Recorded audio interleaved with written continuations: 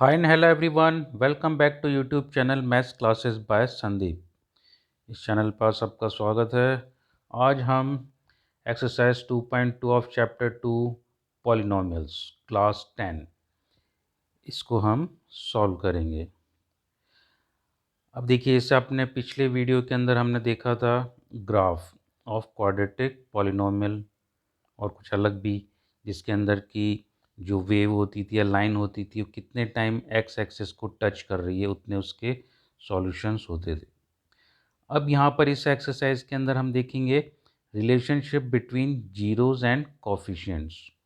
Zeros mean the value which satisfy the polynomial. If polynomial value is zero, that value is known as zero of that polynomial, यानी वो उसका solution होता है।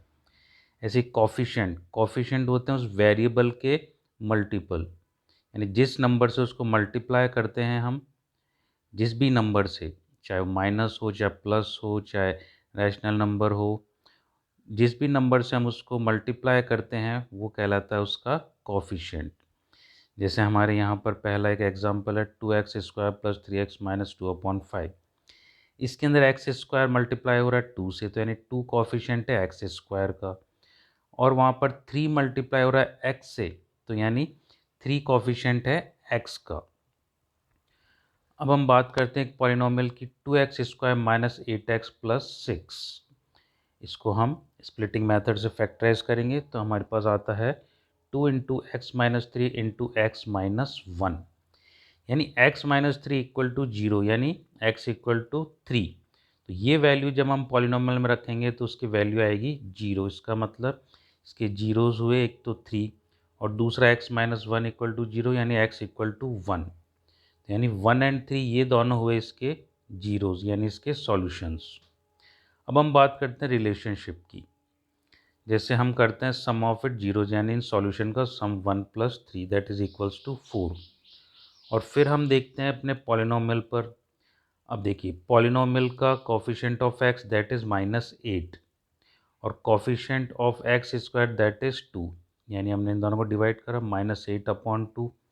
फिर उसके आगे अपन ने साइन कर दिया माइनस, यानी 4 हो गया ये।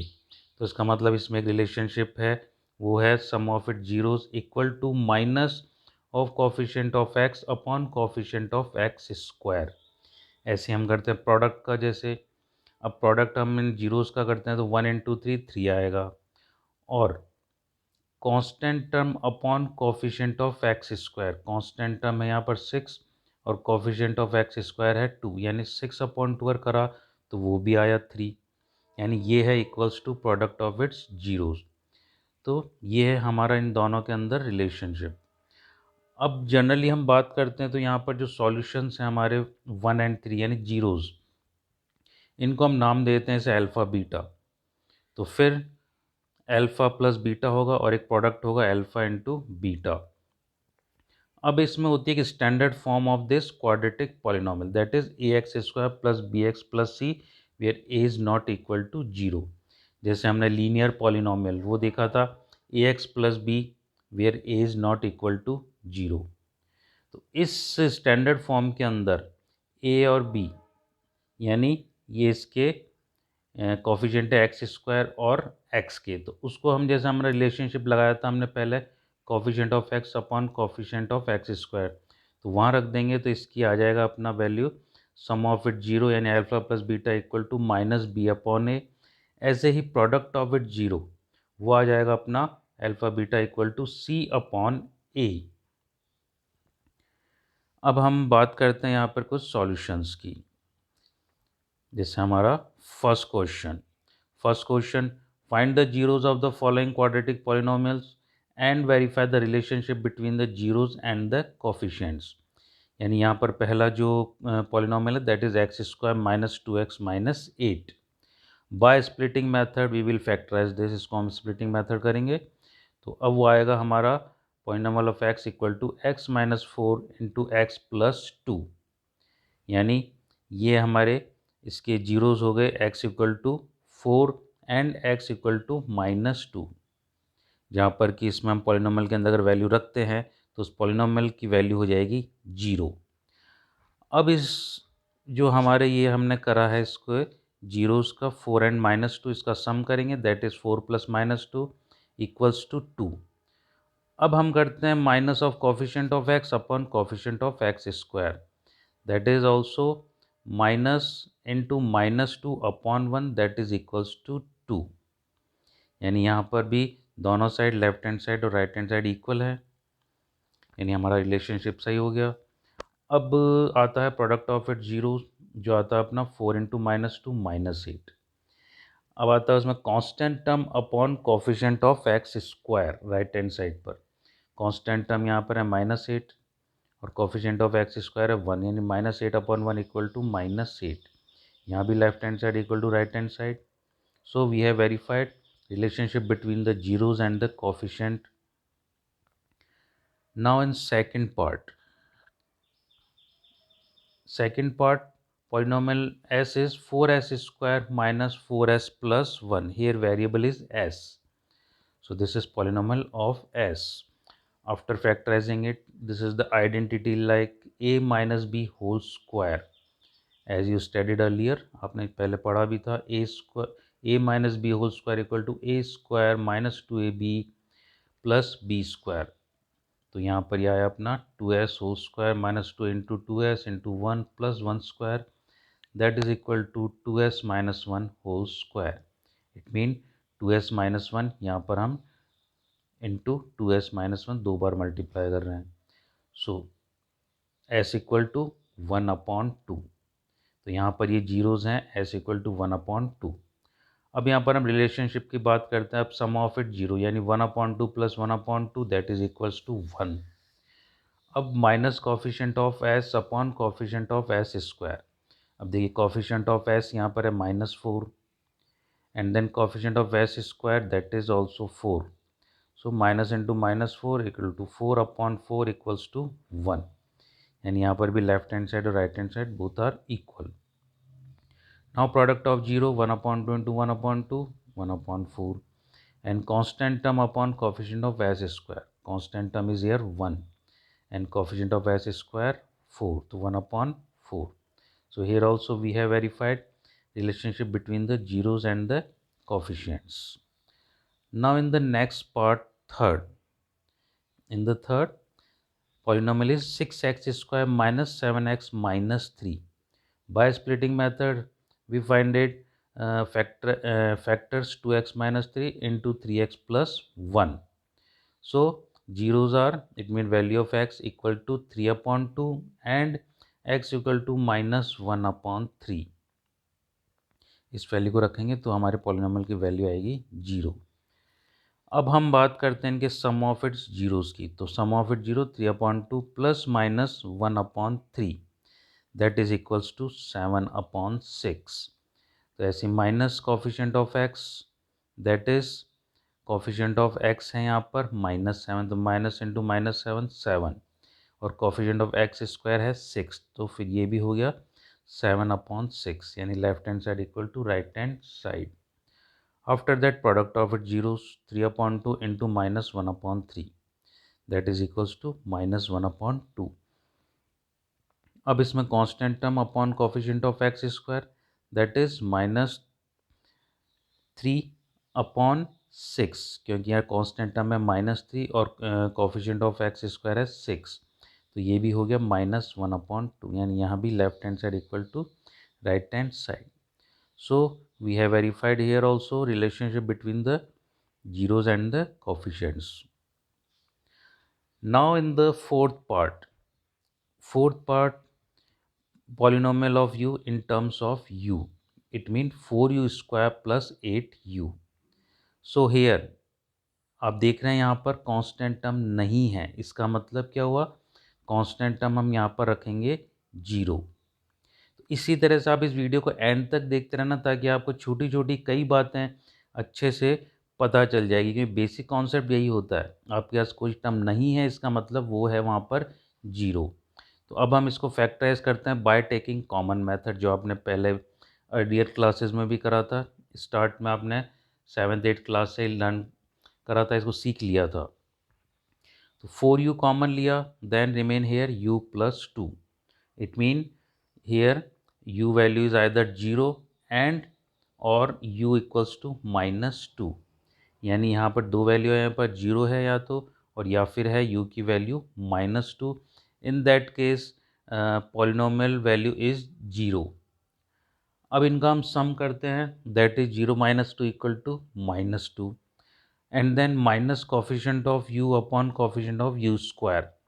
अब u कोफिशिएंट तो है दैट इज 8, तो -8 upon coefficient of u square 4 upon 4 equals to -2। यहाँ भी देखो left hand side equal to right hand side, so it's verified. अब प्रोडक्ट ऑफ इट्स जीरोस की बात करते हैं तो 0 इंटू -2, किसी भी नंबर को हम 0 से मल्टीप्लाई करेंगे that would be 0, and constant term upon coefficient of u square 0 upon 4, क्योंकि कांस्टेंट टर्म यहाँ पे है ही नहीं, इसका मतलब दैट इज 0, 0 अपॉन 4।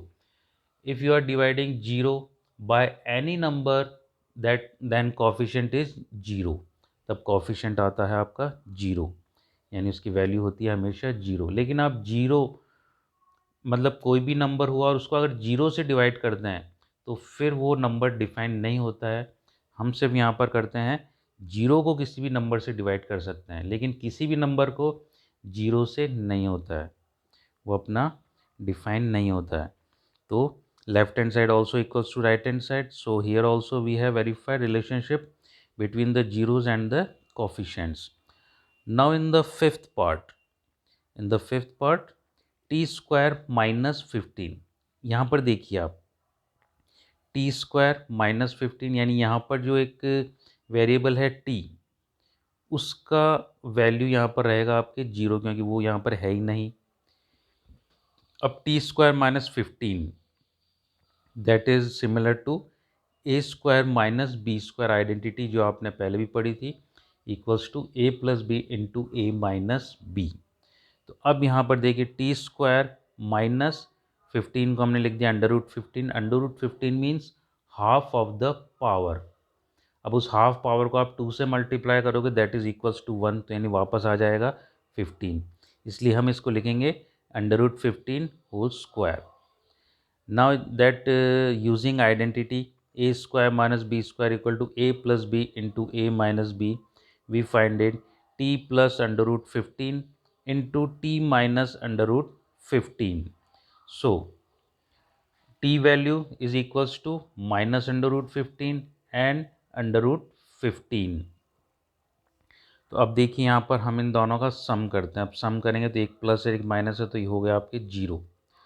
अब इसमें coefficient of T that is also 0, क्योंकि वो यहाँ पर है ही नहीं, तो 0 upon coefficient of t square upon 1 that is equals to 0। अब करते हैं product of its zeros. Product of its zeros -√15 into √15 that is equals to -15, क्योंकि √15 into √15 15, minus into plus minus.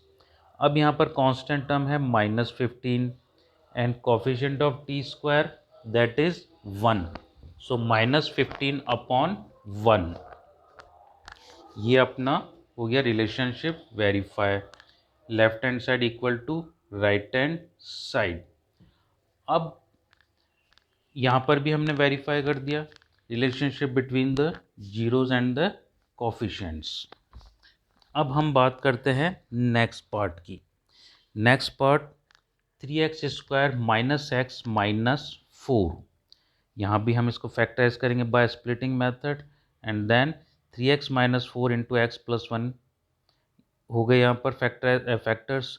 तो अब इसमें x की वैल्यू हो गई 4/3 एंड x इक्वल टू -1, यानी ये दोनों हैं हमारे पास जीरोस। इनका सम क्या हुआ 4/3 plus -1 equals to 1/3, and coefficient of x यहाँ पर है -1 and coefficient of x square that is 3, so minus into -1/3 equals to 1/3।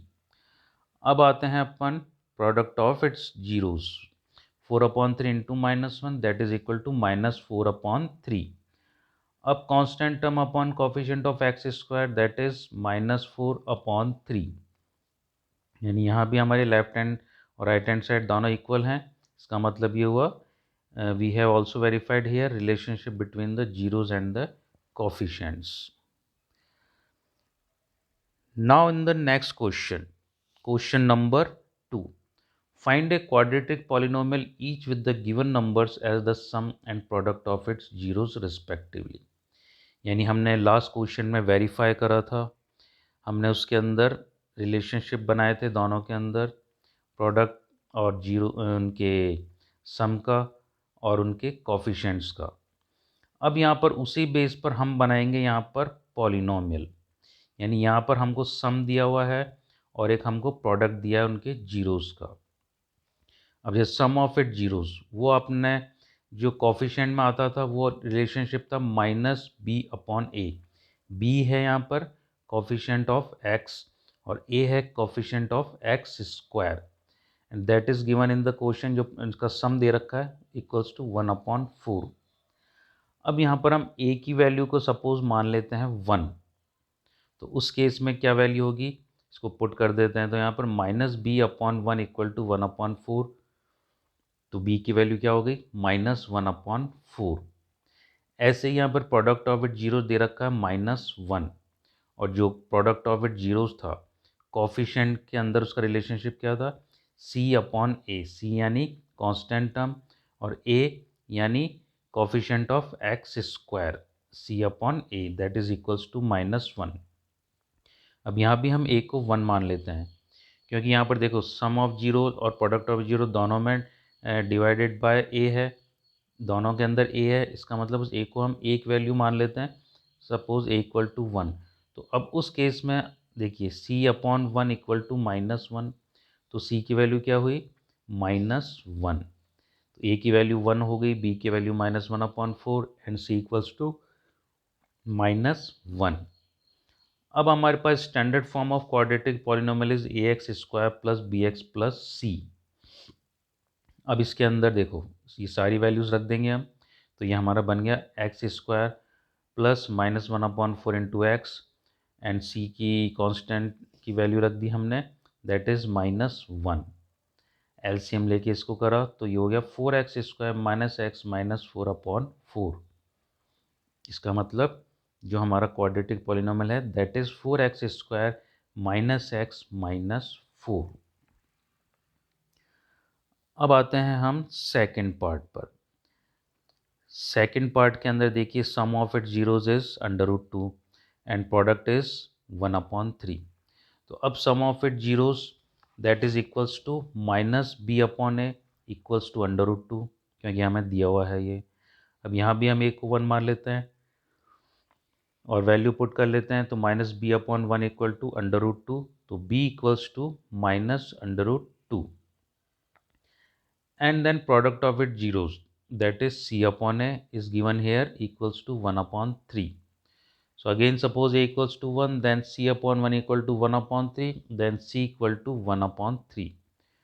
So values of a b c we find it here, a equal to 1, b equal to -√2 and c equal to 1/3. After that we will put these values in standard form of quadratic polynomial ax square plus bx plus c. So it is x square plus -√2 into x plus 1/3। अब हम इसका फिर से LCM ले लेंगे, सो यहाँ पर आ गया हमारा 3x square minus 3√2x plus 1/3। इसका मतलब जो क्वाड्रेटिक पॉलिनोमियल हमें चाहिए वो है हमारा 3x square minus 3√2x plus 1। अब आते हैं हम नेक्स्ट पार्ट पर इसी क्वेश्चन के थर्ड में। अब in that sum of it zeros is 0 and product of it 0 is given here √5। अब sum of it zeros is -b/a that is equal to 0। अगर a को हम 1 मान लेते हैं तो b की वैल्यू क्या हो गई यहाँ पर 0। ऐसे product of it 0 c/a equal to √5। अब यहाँ भी हम एक को वापस से 1 मान लेते हैं, तो यहाँ पर c की वैल्यू क्या हो गई √5, यानी a b c तीनों की वैल्यू आ गई हमारे पास। अब इस वैल्यूज़ को हम रख देंगे इस क्वाड्रेटिक पॉलिनोमियल के स्टैंडर्ड फॉर्म में, तो हमारे पास आ जाएगा ये x square plus 0 into x plus under root 5। It mean this is x square plus root 5। देखिए यहाँ पे 0 इंटू एक्स यानी एक्स का जो कॉफिशेंट है दैट इज 0, क्योंकि यहाँ पर वेरिएबल मल्टी है ही नहीं, क्योंकि यहाँ पर 0 को किसी भी नंबर से मल्टीप्लाई करेंगे तो वो हो जाएगा 0, इसलिए एक्स स्क्वायर प्लस रूट 5 ये है हमारा क्वाड्रेटिक पॉलिनोमियल। अब आते हैं हम नेक्स्ट क्वेश्चन फोर्थ पर। फोर्थ के अंदर देखिए दोनों हमारे पास सम एंड प्रोडक्ट दोनों जीरोस की दे रखे हैं 1 एंड 1। तो sum of zero minus b upon equal to 1। अगर ए को हम 1 मानते हैं तो बी की वैल्यू क्या हो गई -1। अब product of it zeros c upon a also equals to 1। तो यहाँ भी हम ए को 1 माना तो सी की वैल्यू वापस से हो गई 1। तो यहाँ पर हमने तीनों की वैल्यू मालूम कर ली, a equal to 1, b equal to -1 and c equals to 1। So quadratic polynomial x square plus into -1 into x plus 1, ये हम वैल्यूज़ रख देंगे हमारे स्टैंडर्ड फॉर्म के अंदर। तो हमारा क्वाड्रेटिक पॉलिनोमियल हो गया x square minus x plus 1। अब आते हैं हम नेक्स्ट पार्ट पर। अब उसके अंदर देखिए sum of zeros -1/4 and then product of it zeros 1/4। Sum of it zeros minus b upon a होता है दैट इज इक्वल्स टू -1/4। अगर ए को हम 1 मान लेते हैं तो बी की वैल्यू क्या होगी यहाँ पर 1/4। इसी तरह से product of it zero c upon a is given here 1/4। A को अगर अपन 1 लेते हैं तो सी की वैल्यू यहाँ पर हो गई 1/4, यानी हमने ए बी सी तीनों की वैल्यू हमारे पास है। तो अब इसको हम रख देते हैं स्टैंडर्ड फॉर्म के अंदर। तो हमारे पास आ जाएगा x square plus 1/4 into x plus 1/4। इसके बाद हम इसका लेंगे एलसीएम, तो हमारे पास क्वाड्रेटिक पॉलिनोमियल जो है वो आएगा 4x square plus x plus 1। अब हम आते हैं नेक्स्ट पार्ट पर, क्वेश्चन नंबर 6। इसमें देखिए sum of it zeros is 4 and product of it zeros is 1। तो यानी sum of it zeros minus b upon a equals to 4 हमें दिया हुआ है। ए को 1 मानते हैं तो बी की वैल्यू क्या हो गई -4। ठीक इसी तरह से product of it zero c upon a यहाँ पर दे रखा है हमें 1, यानी ए को अगर वापस हम 1 मानते हैं तो हमारा सी की वैल्यू क्या हो गई 1। तो यानी ए की वैल्यू 1 है, b value -4 and c equals to 1। इसको हम रख देंगे स्टैंडर्ड फॉर्म के अंदर। तो हमारा क्वाड्रेटिक पॉलिनोमियल हो गया x square plus into -4 into x plus 1 that is equals to x square -4x plus 1। तो हमने इस वीडियो के अंदर एक तो रिलेशनशिप देखा हमने, और दूसरा हमने उससे क्वाड्रेटिक पॉलिनोमियल बनाना सीखा by sum of it zeros and by product of it zero. उसको हमने रिलेशनशिप बना के जो हमें इसके अंदर दिया हुआ था। So I think everyone liked this video. If you liked it, then like it and share to others. Thank you very much for watching this channel.